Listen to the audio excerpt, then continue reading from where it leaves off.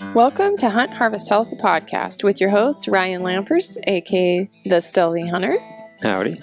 And myself, Dr. Hillary Lampers, where we share our love for ancestral living and the health topics of the modern age. Ryan is the well-rounded bearded brawn of Hunt Harvest Health.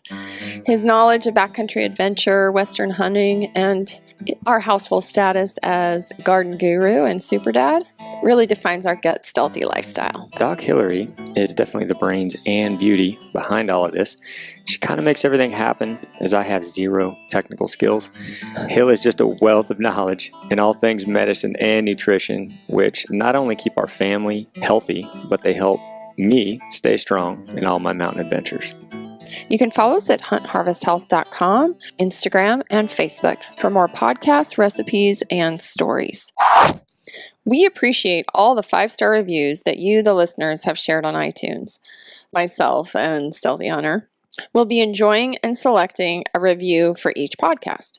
If we read your review on the air, please email us at lampers@stealthyhunter.com to get your official Hunt Harvest Health t-shirt or tank. All right, today's review comes from Ryan. Okay, so today's review is from _itsum, ESEIGLEY_ITSM. Itsum. Incredible podcast. I first subscribed to get an insider scoop on bow hunting, but since have learned so much about how to take care of arguably your number one variable on a hunt, which is your own body.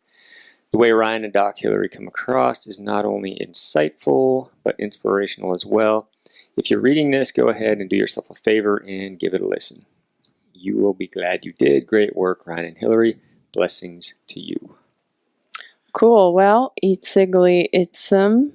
Do yourself a favor and email us at lampers@stealthyhunter.com to get your stealthy swag. All right, let's do this.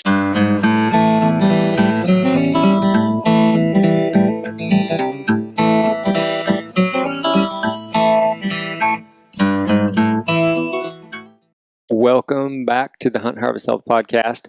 So today's podcast, I sat down with the fellas from this year's 2017 Idaho wilderness hunt that we went on. We flew into an area and had 10 days to see what we could come up with in one of the greatest wilderness areas in the United States, in my opinion. Yeah, this was a fun one. We actually all met up down at one of the firehouses that one of the guys works at. We have a few issues with some noise, a few alarms going off here and there. And also, the sound on this is probably not going to be very good, simply because we sat around and talked into a microphone. We didn't each have headsets on, so it might be a little bit different there. No, fun podcast, just telling the stories, how we went about that hunt and what happened on the hunt, and, hearing about each guy's story on how he killed the buck that they killed. And, we had everybody tagged out there. Like I said, there were 6 of us. We all got our deer, and then we got an elk as well. One of the guys had an elk tag. So just a fun conversation talking about a hunt. And yeah, just getting to share that camp with guys that we've met through Train to Hunt. Mm-hmm. I met Jeff Lusk through it, Scott Carr through it, and that translated into meeting Paul Haller and Eric Foreslin. So enjoy the podcast. It's just all of us guys telling stories. All right. Howdy, folks. Welcome back to the Hunt Harvest Health podcast. Today, I think we've wrapped up our 2017 season, and what I think we wanted to do at this point is get a bunch of stories out there. And probably the one trip that we looked forward to the most this year was our big trip into Idaho. And it was a big wilderness trip. 6 guys flying into an area where we had never been into, but we had high hopes, trying to find big old bucks back there. So 6 dudes, this was not a solo trip by any stretch. And so what we're going to do today is just kind of tell our story, talk about it, and kind of go one by one, what everybody thought of the trip and how it worked out for them. So I guess first thing, let's go around the room and introduce everybody. Jeff? Yep, Jeff Lusk. Met these guys through Train to Hunt, really, Ryan and Scott. And it's been branched out from there. You know, Eric and Paul are buddies of mine, and I've brought them in, trying to get them to do a Train to Hunt this year. So now there's pressure on them for that. And then met Joey. And just to be clear, Jeff, Eric, and Paul have been on a podcast. I don't remember what number it was. 36. 36? And we talked I looked at it yesterday and popped up. Sure. We talked about that trip. They had a pretty cool trip in Nevada this year where Paul had a tag. And so they've been on the podcast before. Yes. I'm Eric Foreslin, and I've been hunting with Jeff and Paul for 4 or 5 years now, and then met Joey and Ryan and Scott through Jeff, and definitely was a pleasure getting to know those guys up in the... Yeah, I'm Paul. Been hanging out with Jeff and Eric for a few years now, and met these guys through Jeff, just like we've said a few times, and here we are today. The Scott Carr. Oh boy. Yeah, no, I'm Scott Carr. I'm just, I'm thankful to have been able to make this trip with these guys. You know, it's another, I don't know what you want to call it, blessing, I guess, because of doing Train to Hunt and the life changes that I think that has afforded me, and the fellowship, meeting so many good people. Ryan and Jeff, of course, I know them through Train to Hunt, and getting to meet Haller and Foreslin here, and Joey, and it's just been just every time I turn around, the new opportunities that have come because of social media and Train to Hunt, and it's just awesome. So I'm just happy to be here and thankful. Yeah, I'm Joey Pyburn. I'm Ryan's cousin. Yeah, man, what a great bunch of guys. Again, kind of all thrown together for whatever reason. It just ended up being an amazing hunt, and I look forward to doing it again. We've got a couple guys here that are just total comedians. Pretty funny dudes. Good guys to have in camp to keep the mood light. And then we had the Beast in Scott Carr, a fun group of guys to be out there with. Now, this was a trip we had scheduled 10 days to go out there. You know, that's a long time, but this country, I think we assumed we'd probably hit some weather, get some fog, we might be pinned down. You know, we just didn't know what was going to happen. So we all kind of scheduled 10 days for this, which, you know, is to be on the safe side. And when it all panned out, we needed every one of those days because we just had a hard time getting some critters out. But let's see, how did this hunt start? So you guys, Jeff, Eric, Paul, Scott, they got in there a couple days prior to Joe and I, and there were already some animals down when we got there. So let's talk about how this hunt started. Who got first crack? So actually, when you guys had gotten here, we had not killed anything yet. No. We helped the guy on the strip pack out his buck on the second or third day, and I shot mine on the fourth day. Okay. We hadn't killed anything by then. Well, so, the same day he shot that buck was the day I shot my bull. Yes. Yep. That's right. That's right. Yeah, we came in. It was Monday. We came in and we Yes. left. We disappeared right away. Yeah. So Yep. Okay. That's Yep. right. Yeah. But yeah, so we helped an old timer that had shot a buck, Yep. pack a buck out, and later that evening we went out, and the next day was when I shot mine on day 4. What did you guys receive? So A handshake? we got a handshake. We got what'd you two. Were they cherry pies? Cherry pies. Yeah, cherry pies. Two cherry pies They were and good. some Those are elk kielbasa. sausage. Yeah. Yeah. Cold Coors. And 3 Coors Lights. And yeah, the beer was great. Yeah. Nice. So that's what we got in return. Yeah, it was a guy that was just an older guy, and he actually shot it across Right off the strip. right off the strip, and Yeah. we helped him out, and he was pretty thankful. It was Not actually everybody good. that goes into this big wilderness is Roughing it. Scott Carr fit, I guess. So, some guys go in there every year, and you get some older gentlemen that set up these giant camps, and they just expect to see animals off the strip. Mhm. And every year they kill animals off the strip. Yeah. They may not be the giants that, we kind of go for, but That was a pretty nice buck, wasn't it? yeah, It was I a get good- some nice it was a good points. buck. And That was the night that we got some weather. Task 1, 827, 139, 78, 103 Avenue Northeast. Well, we could I just think it just adds to it. we could just tell everybody where we're at. 103 Avenue Northeast. Yeah. We're- 1119 We'll let this clear up. You're Yeah. good now. We're at the Kirkland Firehouse doing the podcast. Getting all of us together was, I knew it was going to be a challenge. I wasn't sure it was going to happen, but yeah, we all met up. Scott took the drive up here, a few hours to record this, and yeah, we're at a firehouse. So there's going to be some interruptions. Hopefully no major emergencies or big fires, but so anyway. We want to go. What's that? If there is, we want to go. Yeah, right. Let's shut this down and go for it.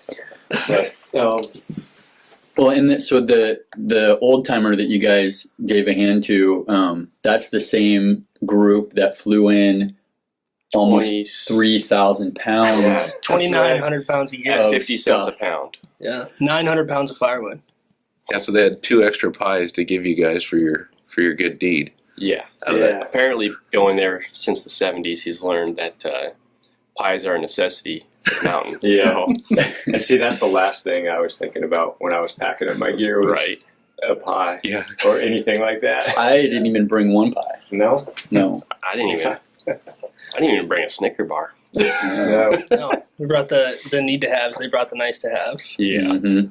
Yeah, I think when we started this hunt, everybody had probably different expectations, but kind of the plan, I think the overall plan was, get on the strip, learn some new country. Like I said, nobody had ever been here. It was just going to be a learning experience for all of us. And we knew, big bucks, not that we were all going for giant bucks, but, we all try to get as mature of a buck as we can. But, big bucks were going to be tough to locate and find. And, getting away from areas that get looked at a lot was going to be difficult. Some of these strips, I don't know, there's 20, 30 camps. And our strip was loaded with people. So we, definitely had the plan and intention of putting some miles on between the strip and where we were going to hunt. At least just covering a lot of country to try to find some good bucks. That was the plan, and it worked out. We had great weather. I mean, it was phenomenal. Gorgeous. Could have gone for a little bit more snow. A little bit more snow. I mean, it was easy weather to deal with. It was cold, but man, we had a lot of sunny days. A little bit of snow, not much, but we could definitely get up into the snow if we wanted to. So, Well, that weather and fog cost me a chance at a nice buck did it? that day when we all Yeah. hiked up there. Oh, That's right. Yeah. That's right. Yeah, that was the one day. It was pretty Kind of cruddy a up rough there. day. Yeah, if we wouldn't have had that fog, Mm-hmm. we would have got that buck. Yeah. For sure. Yeah. Cool part is my buddy ended up killing Somebody Yeah. got that buck. Yeah, we ended up seeing a was a photo. nice- him. I never later. told him that. We all had deer tags. There was one guy that had an extra tag and an elk tag. That was Scott. Yeah. Tell us that story. How'd that go? Well, first off, let me say this. We all were actually hoping to get elk tags, but we put it off. And this year in Idaho, all the elk tags sold out. Probably about a week before we took off on our trip. We just thought most years there's always extra tags available. But I think Scott bought the last one. Yeah, well, 7 days before we were going to leave, I thought, man, I hope they don't run out of tags. So I just got online and said, well, we'll mail it to you within 5 to 7 days. I was like, perfect, it'll be here. Yep. So I got online and ordered the tag. Yeah. It came on time, fortunately. So Yeah, But, and I think that's kind of your animal, right? I love elk. Yeah. I've never been a kind of a big mule deer guy, So, Yeah. but elk is. I remember And our first hike, we were going and we were like 12 miles back at this point. And Scott's like, man, all this for deer. This is stupid. He's like, 80 pounds of meat. I just want to find an elk. Yeah. Well, yeah, it's not really known for a ton of elk. There's pretty decent numbers, but there was enough to hunt for sure. And you found one. Yeah. Well, thanks to, Paul and Eric, they spotted that herd that had my bull in it. And You came running back to camp. 'Cause Yeah. I was kind of dragging my feet that morning and said, "Get your butt in gear. There's elk up the drainage here." Yeah. So, Now, was it going to be any bull for you? Like any bull you saw? well, day There one was it some was talk of this. day one it was monster or nothing. Uh-huh. Day 4 it was like, it's got horns. I'm gonna go shoot it. So Yeah, it goes. Yeah. but it was kind of I didn't want to shoot something and then get everybody burned out packing out my elk. I mean, so I was perfectly content with go out, shoot it, pack it, do it myself, and let you guys do your thing. So at that point, my standards had maybe come down a little bit, and I was willing to shoot a nice 5-point bull, that's for sure. Sure. And it was a good hunt. I mean, we had to cover probably about 6 miles from the start to finish, and good climb in the middle, and good stock, and a nice 80-yard easy shot, and pretty much dumped him in his tracks, and fortunately he slid down the wrong side of the hill, but didn't go too far before he found a tree to hold him up. Yeah. So we went to work. I packed a couple loads out, and then Jeff and Paul and Eric helped with the front shoulders and the head, so that helped. Right. Nice. So Kind of worked out perfect because Scott had taken off on the elk, and the three of us were like, okay, well, let's go in deer mode now. Let's go see if we can find a buck for somebody. And it was Paul. Was that your birthday? It was. Yeah. It was your birthday. It was the birthday and it was buck. supposed to be Paul's birthday buck. Yep. And we get on this group of deer, and we're looking at a couple smaller 4 points, and we're like, yeah, no. And then Eric sees just an old, big-bodied, giant, heavy 2-point. And Paul's birthday was non-existent. And he was up the hill. I mean, he was like Usain Bolt, did a 100-meter dash in like 10 seconds, got to the top of the hill, throwing his gun down, and I'm looking at Paul like, sorry, bud. At that point, I knew I was just like, oh, Eric's doing this thing, let him go, he's having fun. So, Yep. and he was really excited about that buck, so. Yeah, that was a buck that he wanted to kill. So Scott was on a stalk, Eric's setting up on a deer, and then we couldn't find him. And I'll let Eric tell the rest of that, but it worked out perfect in that sense of letting Scott go solo his elk, and yeah, we kind of went and chased bucks ourselves. I was a couple miles away, and I heard you guys shoot. I didn't know it was you, but I was like, oh, somebody got something over there. Mm-hmm. So. Yeah, this, never being there before, we didn't really know what to expect. But I think after the first day or second day, we were all kind of talking. And Joe and I, that first evening, we showed up. We just kind of went around, around the strip. And, man, we saw a lot of bucks. Yeah, we saw 20 bucks. 20 bucks and like 65 does or something like that. Crazy. There's a lot of deer. And that's not something that we're accustomed to seeing, those kinds of numbers in Washington or even Montana or anywhere really. So it was a lot of numbers, but a lot of smaller bucks, young bucks. We weren't seeing a whole lot of the older age class. But, in that country, we were kind of there early part of November. And so it wasn't like the rut was crazy, full on, going hardcore. It still had some time, and for those bigger bucks to migrate down. And we kind of realized right away we're gonna have to put a few miles on. We're gonna have to probably get up and get to the top end of where that snow line is, and where it gets a little bit too deep, where those bucks are not. They're not going to come down too quickly when there's still a few does up top to breed. So that was kind of our right away. We kind of figured out we're gonna have to get some elevation, get some miles on between us and the strip, and go for it, and go try to find something that we were wanting to put our tag on. Yeah, and when you see that many bucks, on kind of down lower like that, it's pretty exciting to think about what you're going to find once you get back in there, just pretty much big country. Yeah, there was a buck on the airstrip, I think, when we landed. Yeah. Yeah, pretty much everywhere you threw your glass up, you were seeing a doe or two or a small buck. But definitely, maturity-wise, there was a lot of smaller, immature bucks down low. that pretty much just crawl out of your base camp, your wall tent, and look up on the hill and find some smaller bucks. That was younger tough. bucks. That was tough for me because you could see 20 bucks, and you'd see a couple that were decent, 3-4-year-old deer, good 4 points, and not killing a lot of deer. It's like, yeah, that's the biggest buck I'd ever kill, right there. Yeah. And then you're like, well, the snow up there is 2 feet deep.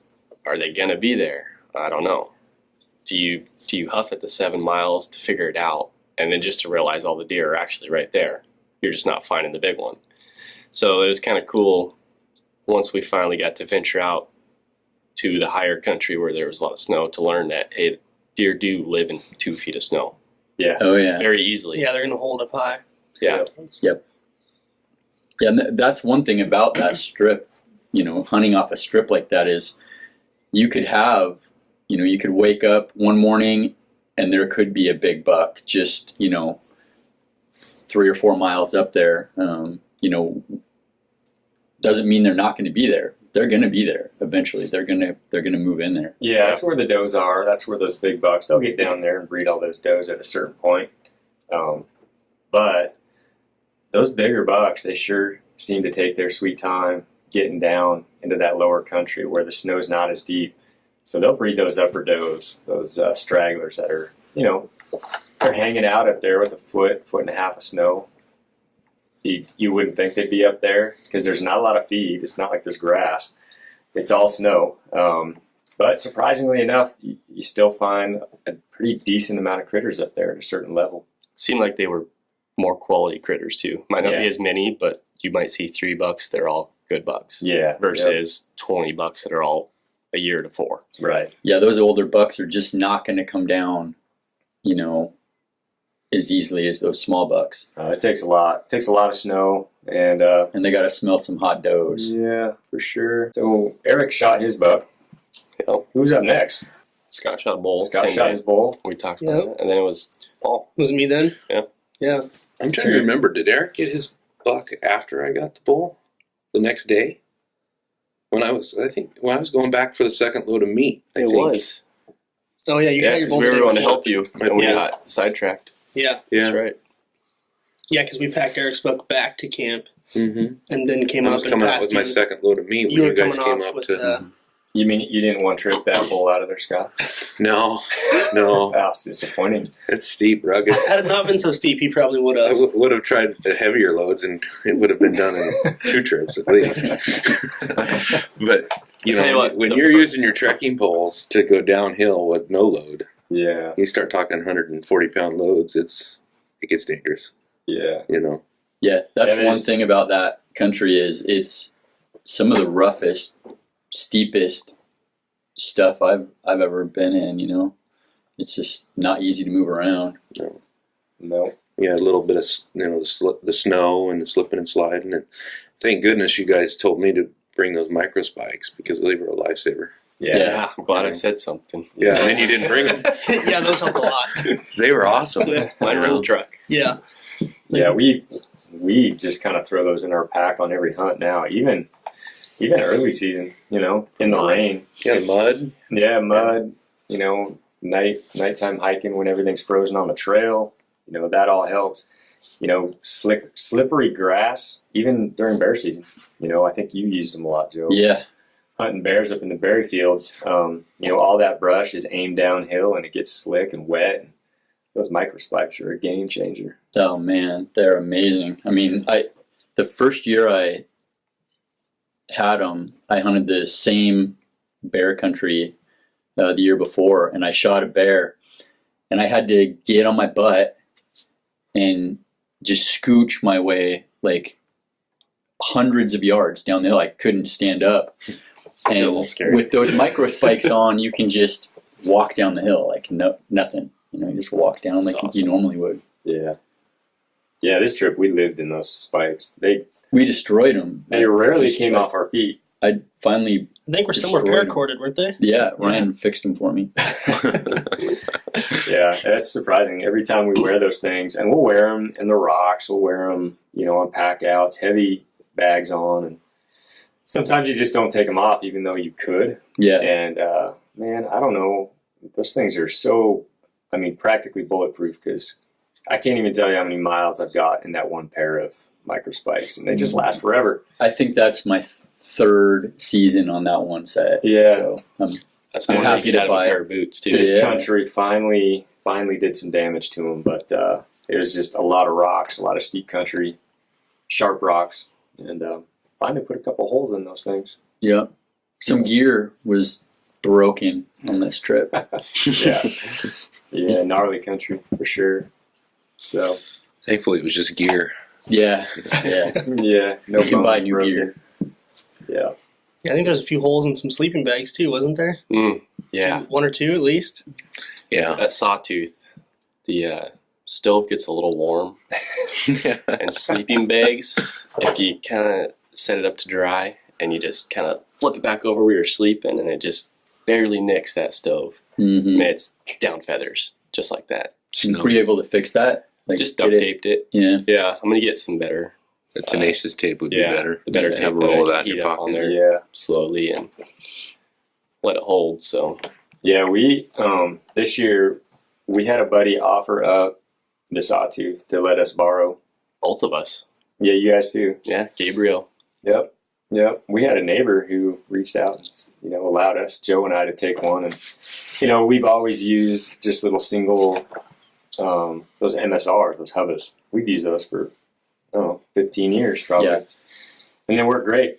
But this country, not knowing what the weather was going to be like, I've definitely seen a lot of people. There's a lot of rage out there, the TVs and the stoves and all this, and so we wanted to give it a shot, test it out. So that's kind of what we went with.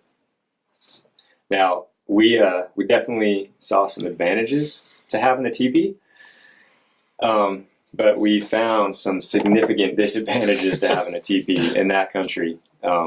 There's definitely certain types of topography that it would be very nice to have. This was not that topography.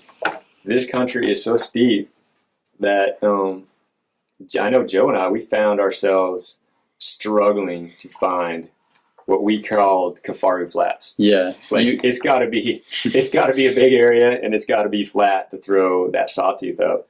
And typically, Joe and I just bomb around with camp on our back, and we don't have any problems. Because elk beds, those hubbas, they're skinny. they're little, so there's not much of a footprint. You can pretty much Kick out. kick a spot out on a steep hillside. Yeah. But yeah, Kafaru flat was a rare- non-existent. we That's never a rare thing. we only found it one time, and that was like a somewhat of a camp area down on the river where people had, there was a nice flat. We never found Kafaru Then you're flat on climbing the mountain. 3,000 feet to get where you want. Yeah. Yeah. Yeah. Yeah, when you get off the river, Kafaru Flats were a very rare, seldom seen place. And really, We we may only do, used but- we only used the stove once, We did. one night, which was nice because we were sleeping in snow. There was snow inside. The It was tent cold. with us, and it was cold in that horrible. But yeah, to be valley. quite honest, even in that situation where it's cold, there's a lot of snow. Joe and I, we've grown accustomed to just kicking out those hubbas and using those. We would have definitely been just fine without the stove. Stove makes it nice for sure, but it was cold. It wasn't wet, so we didn't have clothes to dry out. Yeah, I would have been more comfortable with our setup, just mentally, not having to. That was kind of weird, having to worry about like where are we going to put this thing? Well, yeah, you find yourself glassing off the top of some peak somewhere, and then it's getting close to dark, and you're thinking, well, we don't have a spot picked out yet, and we got everything on our back. Where are we going to go?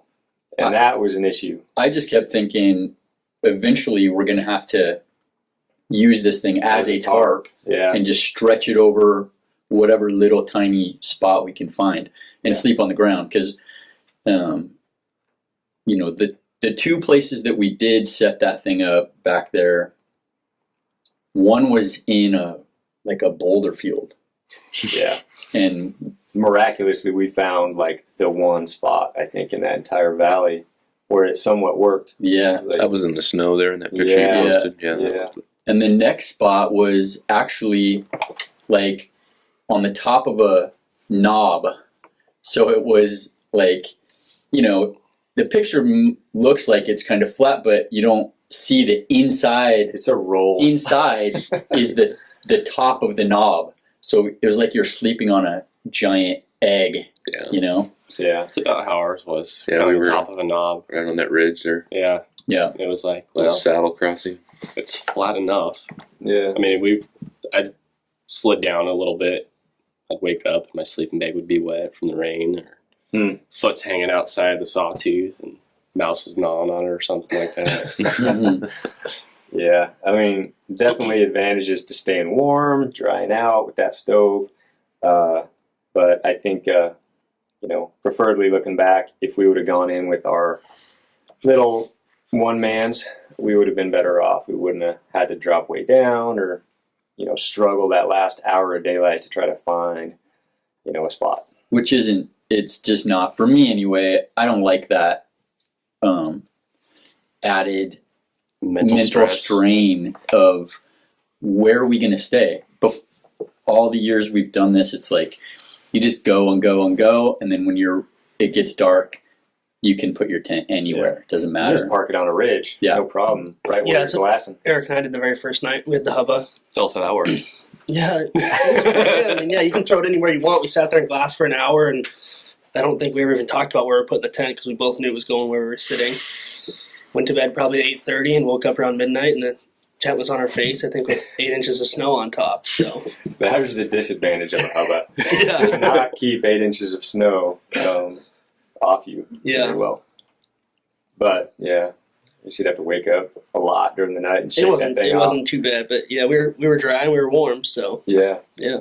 for sure.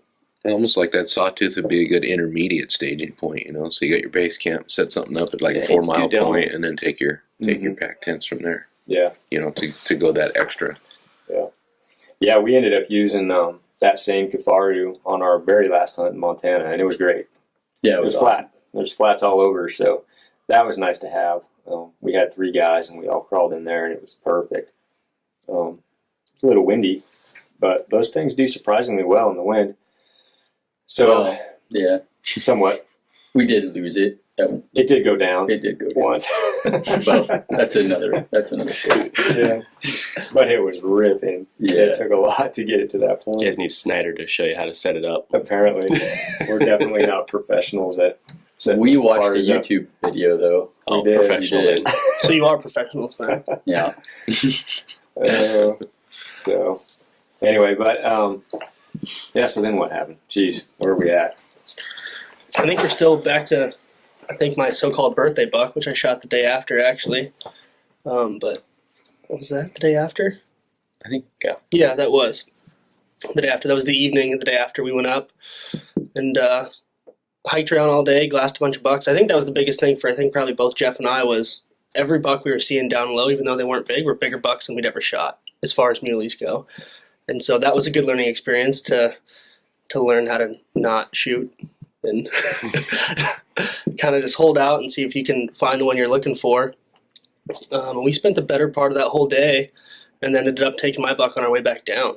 We chased a 4-point first, right? Yeah, he went up over the hill. Yeah, went up over the hill, and every part of me wanted to go after him, but there was a buck in between. There was like 25 deer between us, so it was like blow this basin out or see what's in it, Yeah, exactly. And we knew there was a decent buck sitting up there, and Eric decided to stay down low, and Jeff and I went up, but we kind of split up. You were up just kind of glassing. Yeah, I went off to the left because I thought he was going to try and backdoor us on some different does. Yeah. And I'm like, okay, if I see him come this way, I can at least get Paul's attention. Yeah. Drop back over, and so he doesn't circle around us and we lose him. Yeah, I went to the right, kind of hugged a rock band. I felt like I was bow hunting because we were so trying to go stealth mode, and because there were so many deer. So I probably closed 200 yards on him, got up there and realized that there was no way I was getting any closer. There were so many does and so many little bucks. And at that point, Jeff had come back around and looked at me, and I was like, I'm stuck.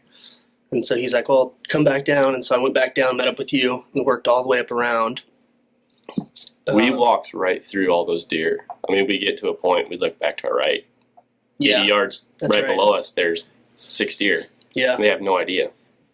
Go up a little bit farther, and there's deer 20 yards bedded down, and they're just like completely have no idea. And it's like, we're doing something right. Let's just keep doing it and not blow these deer out. So yeah, there was a couple times we were kind of crawling on the rocks, just kind of sneaking through. We had a big rock band to work through, boulders essentially, which concealed us pretty well. Super steep. Yeah. But it was good and got within, 155 yards, I think? I think so. Yeah. And I couldn't pass him up at that point. And so Jeff was standing right there with me, and he goes, hold on, I'm going to range him 1 sec. And in my head, I thought it'd be funny to not let him range it and just shoot. And so, he's like, yeah, let me range it real quick. And I touch went off and hit him, and went down. It was great. Yeah. And then the smaller buck started laughing, and I think he was pretty thankful. Yeah. That little 2-point was. I think he was pretty stoked that he was king of the hill at that point. Yeah. Yeah, really. Yeah, that was a nice 4x3. Yeah. Probably not the buck that we envisioned prior to the hunt, but still really good. Reminds me of Nevada a little bit, huh? Maybe. Yeah, what were your expectations for this one? I mean, what were you? Oh, I don't even know where to touch on that after that whole Nevada deal.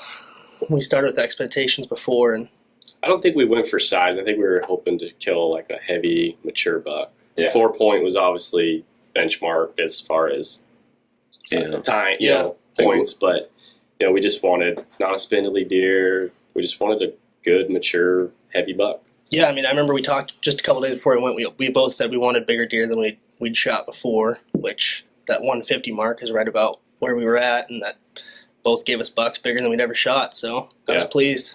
Yeah. I was happy with And that. Eric's buck, I mean, that was a old, heavy regress. Very heavy. And you said a 2-point, but really, what It's did a that thing? 4x2, I think, Yeah. technically. I mean, he had all kinds of weird, funky, Yeah, cool stuff. main Gnarly frame was just bases. antelope-looking 2-point. Yeah, and it's Right. a Swept forward. weird configuration too. It kind of Crazy not your bases on typical them. 2-point. What's cool, too, is when he was on the hill, I mean, he was noticeably 50 pounds heavier than every other 4-point. I mean, he looked like a you look at him, donkey you're like, on the hill. oh, That's yeah, right. He was that's an just- old he deer. was just- I heard donkey. Yeah, he was just all swollen up, and he acted like he owned the place, and Yeah. it looked like he did at that point. You know, Yeah. It'd be cool to age him. That's right. Yeah, That's something we talked about doing with our deer too. Just getting an idea of how old the bucks are. Yeah. Pretty bad about sending that tooth in and getting them aged. But Idaho will do that for you, right? I believe so. Yeah, we need to do it. It's pretty cool. It'd be interesting to know how old that buck was once he started to regress and go to where he was. 'Cause, yeah, pretty cool buck. So, for all three of you guys, was that like the most deer you've seen, like passing the most bucks? Yeah. So Yeah. I like to shoot. Like if I'm pretty easily like pleased, It's like a couple years ago in Idaho, we all went in with big benchmarks, and I was like, "Hey, there's a 4-point over here." I'm like, done. Yeah. And you guys came back I over just- the ridge and asked if I'd seen anything. Yeah. And I was like, "Oh yeah, there's a 4-point down there." And you kind of looked at me like, well, "What do you mean there's a 4-point down there? Right. Like, why aren't you doing anything about it?" Yeah. So to pass deer is hard, and that was like, okay, if I just keep pushing deer off on other people, I have to pass them, and that's all I did. Is like, hey, deer, go ahead. I'm gonna push it. I'm gonna wait till the end. I could kill a deer. Might not be a big one, but if I push it to the last day, I knew that I could kill something. So it was tough for me, and I pushed it all the way down to last night. Yeah. Which was good. Mm-hmm. You showed some restraint. Yeah, that's hard to do. Yeah. I know. I'm down kind to of the the same last way. I mean, I like the the situation, Mhm. right? Totally. If you have a cool situation and it's like, even if it's not the biggest buck in the world, it's a Who are you cool, with? Where it's a are cool you? stock, or there's just something about it. It's a good story. Yeah. Mhm. But someplace like that, you're seeing, just so many animals that it's a good way to kind of break yourself of that, For us Washington guys, we might only see 1 or 2 bucks a year that are shooter bucks, you know. So to go somewhere like that and see so many animals, and we all obviously wanted to put our tag on something, and in that area, last day you're gonna get meat regardless. Yeah. So it is a cool place to kind of put blinders on, I guess, and try to get that old mature buck if possible. But if all else fails, and that country doesn't have a lot of, in my opinion, didn't have a whole lot of giant bucks for sure. There was very few. They probably get shot up. And they don't ever get to age how you'd want them to. Yeah. Just with the sheer amount of people that come in and out. A lot of people. Yep. Yeah, as far back and as huge as that wilderness is, it does get looked at. Yeah. For 3-4 months. Yeah, a lot of people. Yeah, we were kind of trying to run through our head and think about how many guys actually, just that one strip, how many guys probably go in there every year. And it could be 500 guys, or maybe even more. You know, you figure there were a ton of camps, and there's usually 3 to 5 guys per camp. Pretty much everybody's putting their tag on a muley. Yeah. Yeah, and it's mostly the upper, the bigger 4 points, the bigger bucks, the guys who actually get out there and get after it. They're killing those, nicer bucks. Yeah. So Scott, what was, I know you get out and do mule deer hunts every once in a while and usually kill a 200-inch buck, but what were your expectations on this one? I think going into it, I have admired, your pictures forever. As far as, big mule deer, big white-faced mule deer. You talking about mine? Yeah, well, no, You're talking about Ryan's. I meant Ryan's. Sorry, buddy. But, not being, like Jeff's comment about, a few days in the trip, I'm like, all this for a deer, my heart's with elk. But on this trip, I was like, this is going to be a mule deer hunt. I got lucky last year and shot a big buck on a guided hunt, so it wasn't super tough. I didn't necessarily earn that buck like you would on a trip like this, So my goal going into this hunt was to earn that special buck, to find that white-faced muley in the top of a basin somewhere, and put together a solid game plan and kill him. I learned a lot about myself on this trip. I spent a lot of time trying to make myself tougher, be more fit, go that extra mile. Well, you planned for this trip. You were crushing it, like getting prepared physically. Yeah, I ran 100 miles the month before. Yeah. Most guys don't do that. 3,000 push-ups and 3,000 sit-ups and 900 pull-ups. So, of course, those won't help you for climbing the mountain probably as much, but I definitely put some miles on. And, being a 235-pound guy, 100 miles is a lot of running. But yeah, for anybody, that is a lot of running. But it was an eye-opening experience for me. We got in that trip, and I learned that I got to get a lot tougher. Not physically, but mentally. There was a mental drain on a hunt like this that I've never experienced. And there was times during the trip I was like, I don't know if I want to do this again. Yeah. I've never experienced that. I've gone into Snake River quite a bit, in Oregon. But I'll just go in for 2 or 3, maybe 4 days at the most, We've done some drop camp type of scenarios, but it was an eye opener for me. I get kudos for being tough, but I'm not tough like you two, like Joey and Ryan are. You guys have a mental toughness that I've never experienced, and it's quite inspiring to watch how you guys tore that country apart. Went that extra mile, left camp on Sunday, and said, "We might be back Tuesday. Good luck, guys." And there was not an ounce of fear in your eyes, and the whole time I'm thinking, "Holy moly, what did I get into here?" So we got out there and we tried hard, but I learned a lot about. I'm gonna have to step up my game if I want to go kill big mule deer. That's for sure. It's not gonna be done easy. just because you land on a remote strip in the middle of Idaho wilderness doesn't mean you're gonna get that. Yeah, I think big dude. That mental toughness comes with experience of being put in those situations. Because I know, like, all of us start at some point. We're like, oh yeah, we're gonna be tough and do this, and then you get there and you're like, ugh, this is scary. But once you experience it time, 2 times, 3 times, and you're still alive, it's like, this is nothing. I mean, it's like, I'm sure you guys crave that. Yeah. I've started to, but still, it's like, there's a lot more levels to go. Yeah. And I think once you start, like, enjoying that pain. Yeah, it's almost an expectation that I think every hunt Joe and I go into now, we just expect it's going to suck. It's going to be harder than we probably hope it would be. And but I like that. I love it. I when it sucks the worst is kind of when it's the best. When you come out of a hunt that really sucks, you're feeling better than a hunt that went the other way. And everything worked out perfectly. You just don't have the same satisfaction that you do when you've gone through a ton of little trials and challenges and came out on top and stepped away from that hunt successful, sure, alive, and just all around you found success and you did it in a way that completely wiped you out and you got something out of it rewarding. Do you feel that, like, after that hunt, because it does suck sometimes when you're back there, but then I find, like, as soon as I'm home and I start thinking about it, it makes me want to do it again so much more. Like, because it was hard or there was a challenge.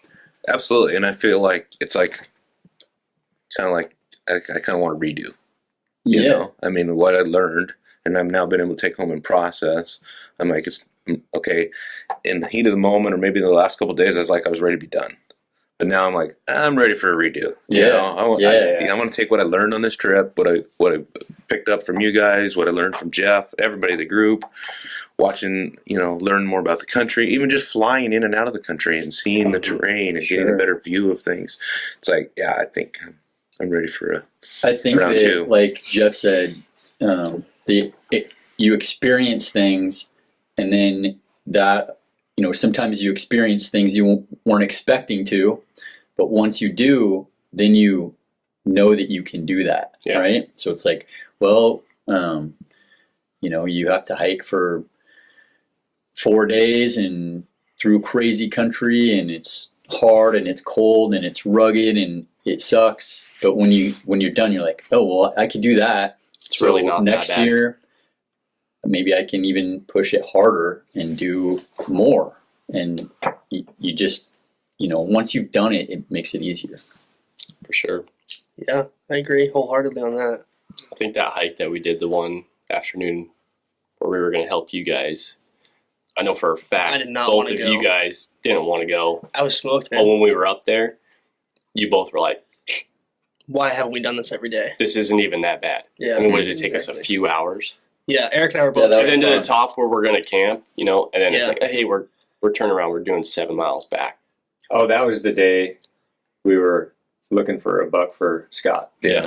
Yeah. You and I were the 2 that weren't tagged out at that point. Yep. But that, I mean, just like that, being up there and it's 20 or 30 mile an hour winds. Yeah, that was Snow a up fun to our- day, though. up to our knees. We all bombed up there, had 2 unfilled tags, Mm-hmm.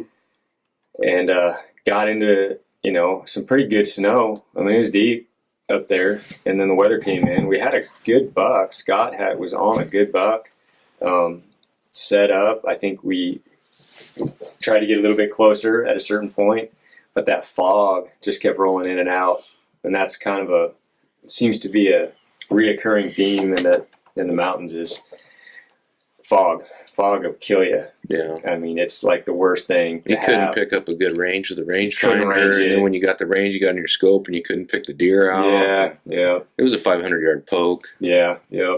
And when your rangefinder reads 13 yards, Yeah. something's Yeah. wrong. Yeah, for sure. Yeah, but now that was a good buck. It would have been great to get him, but the weather just kind of, beat us on that one. And Yeah. So we ended up going up higher, trying to get up to a point right on the top of that ridge. And yeah, man, that weather got ugly. I mean, we had all intentions of staying there, on the mountain, but hit a point where it was going to be a long night, cold, windy, and I think we all made the decision. Yeah, well, and the whole kind of the reason for that was Ryan and I, we'd killed our bucks, and it'd taken us a couple days to get back to base camp. And then when we got back there, our meat was still back where we'd killed our bucks, and these guys all said they were willing to go with us and to help us, because we didn't really quite know yet how we were gonna. It was in a pretty horrible location. Yeah, like we killed our bucks, took some meat off, and we didn't take a lot of meat out because we did not know how we were going to get out of there. Well, plus we had our whole camps on our backs. Yeah, we just thought, okay, we're going to take our time. We're going to hang our meat, and we're going to find out how the heck is it better to go down, up and over, back up to the top, and we just weren't really sure. So, we preferred to have a little bit lesser of a pack, when we weren't sure how exactly we were going to get out of there. We didn't want to load up 100-pound packs and then. So lo and behold, it took 2 days to get back to base camp, but that ended up being the best route out of there. Yeah, we were just hoping. It took 2 days, and it was super sketchy, and we were puckered a lot of times getting out of there. So we thought we're going to try this other route, up and over and down these chutes, and that just didn't pan out.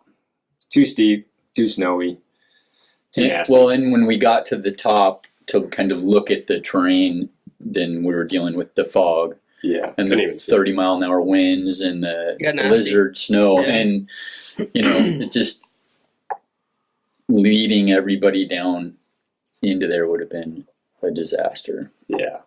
Yep. But so then we all bombed out of there, and it was a fun hike out of there. That was the funnest. That was probably one of the funner hikes I had on that trip. Yeah. And like Jeff was saying earlier, I was dreading that hike. That night, I packed my buck out, got back, and we started talking about going 12 miles, whatever, the next morning, and Eric and I just looked at each other like, we're done. We're smoked. We packed my buck out. We packed that guy's buck out across the water. Packed you guys had Scott's packed out. a lot of meat at that point. Mm-hmm. And Scott's bowl was way up. Scott's bowl was up high. And I don't know if it's just Scott or if it's Oregon, but Scott actually uses the metric system. 30 metric pound bag. Yeah, because Eric and I, when we met at the top of that ridge, Jeff went with Scott, passed the meat off, and then Eric and I are like, we'll go get the rest of your bowl. And he's like, I think there's 2 bags up there. They're probably about 30 pounds. Well, each. Yeah, that's not the case. They're at least 45 to 50. And I got back and I was like, Scott, do you use the metric system? And he was a little confused, and he finally got it. But I was smoked after that. And so to know that I was going on the hardest hike of the trip after 3 good pack outs, I mean, I was hurt, and I didn't think I was going to enjoy it. And that was probably the best day I had. Yeah. Yeah. And coming off that hill wasn't easy. I mean, it was slick. Oh, it was slimy. We were pretty much on our butts most of the way down for a ways. Eric and Paul and myself, we thought we'd make it fun because we didn't have spikes. So every time we'd slip and fall, we'd go straight into combat army position and pretend like we were shooting something. Cover fire. So we'd slip and fall. We'd do a somersault, get up like we were shooting something, and nope, nothing. So it kind of became like, hey, we're wet, we're slipping, who cares? It just adds, we're not going to whine about it. Yeah, it's a little, just laughter. I mean, like he was saying, that's, I think, what I've experienced most when he was talking about like it being mentally tough and stuff like that. It's, if you can put a little laughter in those situations, that's what I remember. When I look back on the trip, I'm like, yeah, that hike sucked, but I laughed a lot more than anything else on that walk. Yeah. Yeah, I laughed because I didn't know what you guys were doing. I finally had to explain it because I saw you guys catch us a couple times. I was like, these guys, do these guys think somebody's idiots. like coming up behind them or what? Yeah. I kept catching myself in the back, and I'd slip and fall, and I'd jump up, and I'm like, never mind. Nobody's watching. Nobody's watching. Yeah, it's not funny. I did it a couple times, and these guys looked at me. I'm like, they probably think we're like 12. Yeah. That was our day of the 5 exos and a stone geezer. Yeah. 5 Yeah. exos and a stone geezer. That's right. Yeah, we saw a fair amount of bucks that day. Not that many, but a couple good ones. Yeah.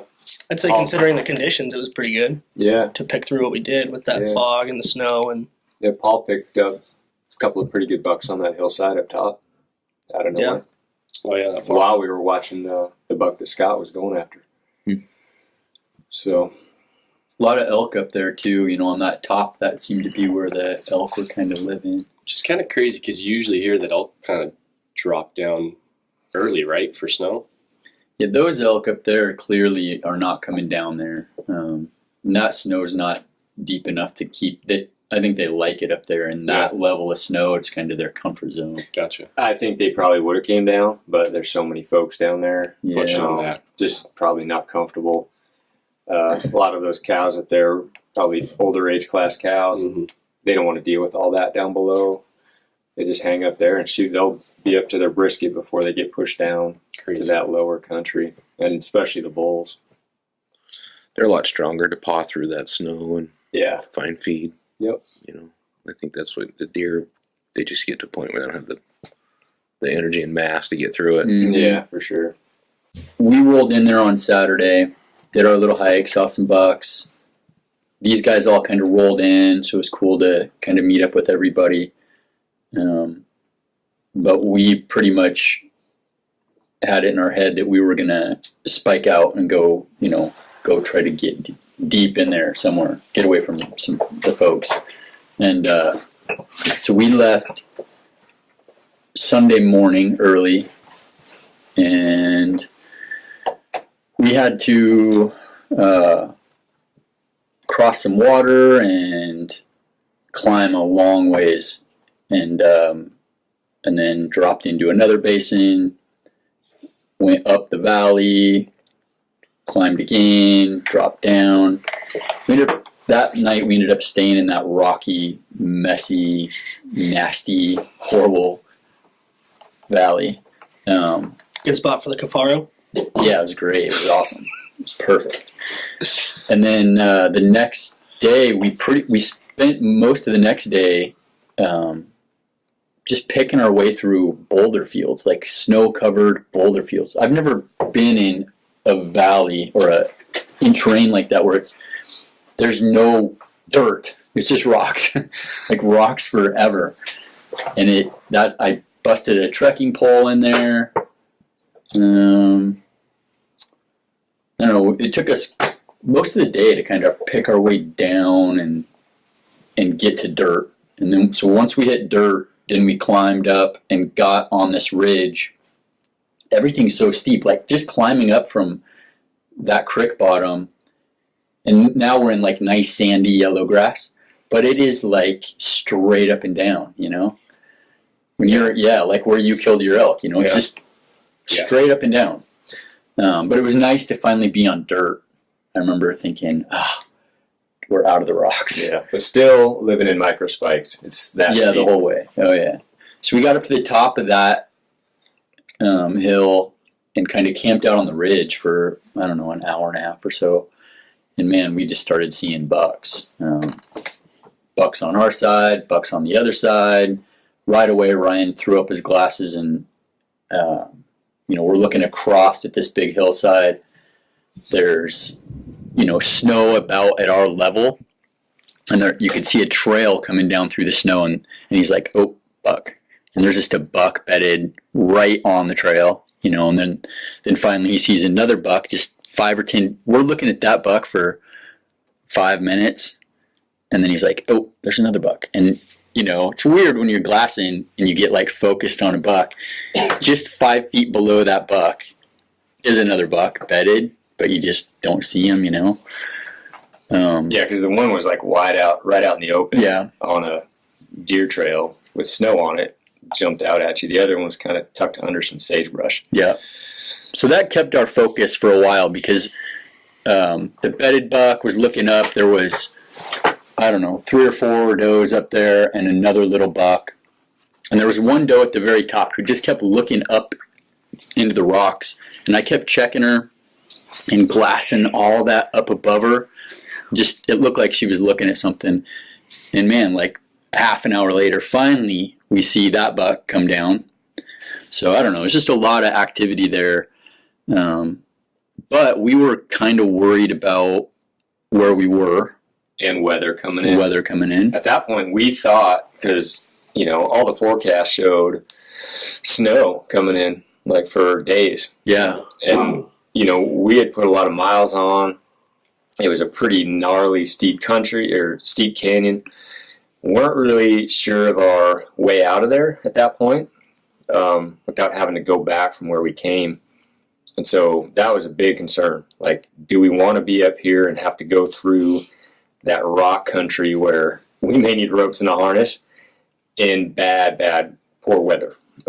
Yeah, because if it snowed where we were, it's so steep going down that even with the spikes, man, it's just going to be you're going to fall probably. So we decided, we can drop down and find,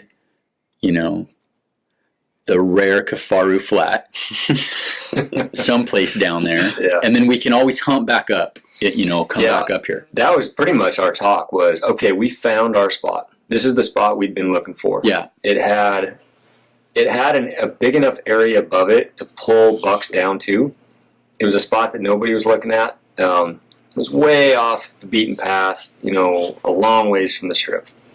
This was our spot that we felt had everything that we had hoped to find. So what our plan was to drop down, at least get to a safe place where we know when that weather comes in. Once it clears up, we're going to head right back up to that spot. But we didn't really want to leave. We kind of wanted to stay there. Yeah, because we were seeing animals. It was a perfect spot. Yeah, and we were seeing a little bit of that next level buck that we hadn't seen yet. We weren't seeing those, 2.5, 3.5-year-old bucks. We had already seen a couple of bucks that were probably 4.5. And so, that was that. We knew we had found something good, but we also knew we're going to have to get out of here because it's probably not the best place to be once that weather rolls in. So we start to drop down. It's getting later in the evening. It's probably got to be 2:30 maybe. And days are short that time of year. So we start to work our way down the ridge. We're going pretty slow though because we're still looking across and looking at the deer. And I think we maybe get a quarter of the way down, and I think Ryan spots a pretty good buck, like the best buck we've seen. Yeah. Big frame, 4x4. He's got a couple does, and he's kind of in the direction we're headed. So we just keep picking our way along, and we're watching him. Still, a good buck, but still not a buck we're willing to go after. Especially when you find a spot like that, you're like, we got days, man. We wanted to put a lot of time and effort into that spot. Let's watch. This is only it had potential second or third day in the hunt for you guys. Yeah. Also. Yeah. So this is day 2 away from the strip. So we get down to the bottom. We cross over a little drainage, and that buck is now, we're on his side, and we're kind of working towards him. He's in our way, so we've kind of decided, well, we're gonna have to blow him out of here because we're running out of daylight. We got to get down. Long ways to go. Yeah. So, but the way the hillside is, there's like a little bit of a ridge between us and kind of the bowl he's in, and Ryan's in the front, and as he pops up over the ridge, he can see into the bowl. And that buck had been looking down. And that's always a sign that they're looking at something. But we figured that maybe there's a small buck in there or some does that we can't see. But as soon as Ryan pokes his head up, he throws his glasses up and he ducks down and turns and looks at me and goes, I haven't seen what's there yet. And Ryan's usually like very slow about deciding to shoot an animal, He doesn't just decide to do it right away, but he ducks down and looks at me and goes, I'm going to shoot this one, and I haven't even seen it. So I kind of, raise up on my toes, and I can see over, and I look with my binoculars, and There's just a stud, just a bruiser. Feeding. And he's just feeding at like 60 yards away from us. And that buck is above him. He's just got us pegged, man. He's ready to blow out of there at any time. So Ryan drops his pack, gets his rifle off, slides up on some rocks, and I'm able to actually get the whole thing on film because I'm right behind him. And Ryan slides up. The buck kind of clears. He fed up behind a tree. He clears it, and as soon as he clears it, Ryan shoots. And perfect shot, at 60 yards. Could have shot it with a bow. And the buck, because of the way the hill is, the sound bounces around. We're in this steep canyon. He has no idea where the shot comes from. The buck runs straight at us. I mean, I'm just standing there in the open. Ryan's still prone, like following the buck as he's coming towards, in case he has to make another shot. But you can see there's like, air and blood steam blasting out of one side. I mean, he's just the death run. And he runs right towards us. And I'm just standing there filming the whole thing. And Ryan's laying there. And the buck comes within, it's like 10 yards. Yeah, probably 10 yards. Yeah. I mean, he never sees we're there. He's headed right for this little swale we're in. But as he has to start to go up, to run up through that swale, he can't. He has no air. And he turns and goes down right there, like in the frame. Ryan's laying there. The buck goes down. And then, Ryan gets up and he's like, holy cow, did that just happen? And, the buck, it's so steep, the buck ends up rolling down the hill away. At that point, it's boulder field, so we're just praying that he doesn't bust his antlers up. Break himself up real bad. But he rolled, I don't know, probably rolled down like 30 yards. Yeah. Is all. Yep. Luckily. Yeah. And so then we're both, just like excited about the whole thing and kind of talking about it quietly. And I'm still filming with the camera, and in the video, I kind of have it on Ryan and myself, and you just see Ryan like look across the hill, and then he just points and goes, "There's a buck." And you guys hadn't seen that buck yet. No, this is like the hill that we had come down. The ridge we came down is so steep that when we're coming down up here, we couldn't see down here. Those deer were on that hillside the whole time. They were on that ridge, just below us. Cliffs, rock cliffs. Yeah. And they were below one of those rock cliffs. So now we're on the opposite side, and, hadn't really even looked back that direction yet. We were so focused on what we were doing on this side. So I get him in the video. You see him like, wow, he's got a smile on his face, and then he's like serious face, there's a buck. And so then I should have handed him the camera, but I just turned it off and like put it down, and we both go to our glasses, and then it's a good buck. Immediately, you could tell it was a mature buck. He was a next level buck. He was heavy. First, we were like, looks like he's got a sticker. Well, he had 2 stickers. Yeah.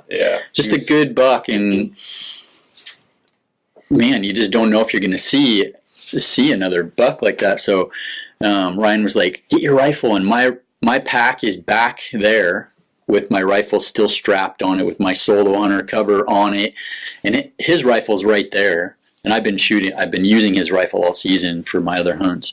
So I was just like, just give me that. And I slide up prone on a rock. A lot longer shot. It's like 250 yards, pretty long shot for me. And but it was just kind of like standing up there broadside, a bunch of does. And so I touch one off, and he goes down. So then we have two bucks down, And again, it was so dang steep over there. 5 minutes. Yeah, 2 bucks down within, was it even 5 minutes? No, I mean, it just happened like maybe so fast. 2.5 minutes. And your buck dropped, and then he started to roll. I watched it through my glass, and he started to roll, and man, my biggest fear was he was going to keep rolling. I don't know how he didn't keep rolling. Well, his head ended up underneath his body, and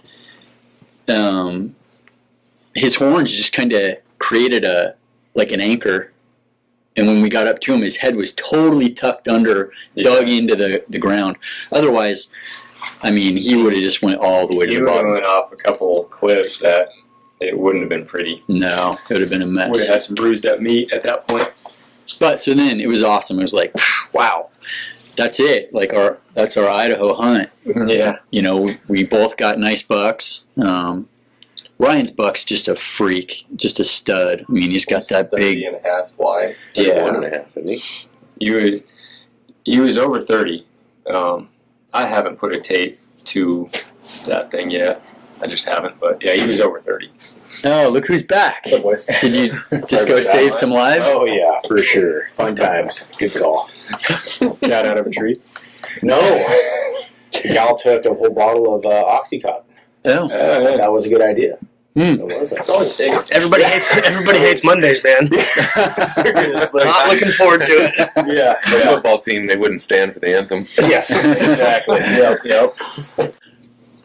2 bucks down. Really, all we had time to do that night was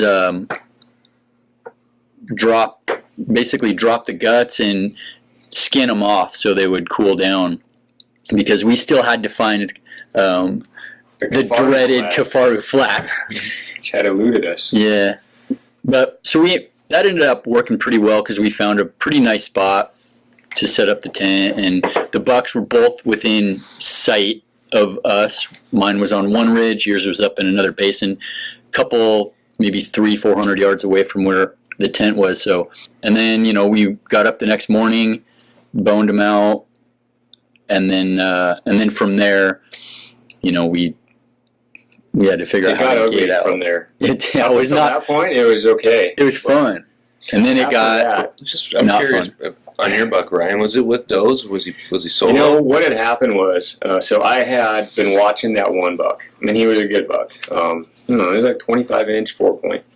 He had a couple does that he was tailing. This is the buck up on the hill? Yeah, the buck up on the hill. And so when we got to that point, we kind of crested that little rock ridge, and I saw that buck. He was feeding, but he had all intentions of going up and stealing those does, and probably, that other buck wasn't going to mess with him. He was just going to probably blow him out of there. But what had happened was my buck had been probably on the other side of the hill where Joe's buck was. Yeah. And I'm guessing my buck probably put a whooping on. Oh yeah, whooping on him, sent him packing. Yeah, he's got those narrower horns. Yeah, poke him in the head. Yeah, he had those little narrow horns you could get right in there. Yeah, probably, but probably not.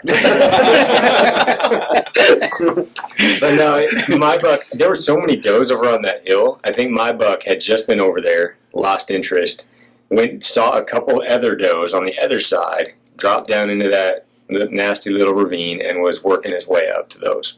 Yeah, there's enough does. I mean, I guess if one group's not hot, they'll just move on and find one that is. Yeah, and just go over and put a whooping on, whatever buck has those does, and then. So, yeah, but it would have been fun to sit back and kind of watch how that all panned out, like what my buck would have done. Yeah. For that other buck. Who knows if it would have came to a scrap, but no, at 60 yards, that was perfect. Yeah, that was I didn't want awesome. to let him get any farther out, but yeah, at that point, I wish I'd had my bow in my hand because it was a very easy shot. What would you have done if you would have shot Joe's buck first? That little thing? Well, that's a good question. Because he was probably the second buck you guys saw. Yeah, he was. Killed on the strip in general. I mean, he was easily the second. I don't think I could have let that buck go. No way. No, that was a heavy, mature buck. Really cool rack. Had the stickers out there. Just a super cool buck. There's no way I could have let that go. Yeah, those 1.5-inch kickers coming off his G3 in the exact same spot. It was really cool. I love that. Yeah, and that's, our intentions weren't, we weren't going in to set any records as far as giant bucks. We just wanted to learn country, kind of see what we had in the tank and see what we could figure out. And, this is the church is a place that we want to learn. You know, we're going to go to. We want to build a life there. We do. A cabin, really. We found some wood. No, we just want to start learning it. You know, and we're going to venture out and hit other places and, you know, try to keep figuring it out. It's a place that I wish I'd have been going to 20 years ago. Yeah, holy cow. I mean, it's had its ups and downs with, you know, hard winters and wolves. But, you know, even if you're not killing the biggest bucks, it's a place where you can learn country and really challenge yourself because it's got it all. I mean, it's got steeps, it's got everything a mule deer hunter could dreams of. I can't think of a better setting of where I'd want to kill a buck. No. You know, if there's one spot I had to kill one, it'd be in there. It's gorgeous. Yeah, for sure. Yeah, it's a phenomenal place. You know, and a lot of people know about it. It's not like it's this hidden place. A lot of people go in there. It's a busy place, but still has opportunity. And yeah, like you said, Paul, the setting back there is awesome. Yeah. Well, it's not, you know, it's not like there's big giant bucks running all over the place. There's a lot of bucks, but I think you know, if guys think they're just going to fly in there and kill giant bucks off the strip, it's pretty rare. I'm sure it happens, but you know, I mean, it's like any hunting you're going to do. It's still tough, still hard work. Yeah, I mean, we spent a lot more time, you know, investigating, trying to get our way out of that canyon first off, and we never saw another buck of that caliber. No, or bucks of that caliber. It was a lot of smaller, younger bucks, but you know, good numbers anyway. But we just kind of like started. Just scratch the surface. Just scratch the surface. There's so much country back there, so we're looking forward to years to come. But that country, you definitely got to be in shape.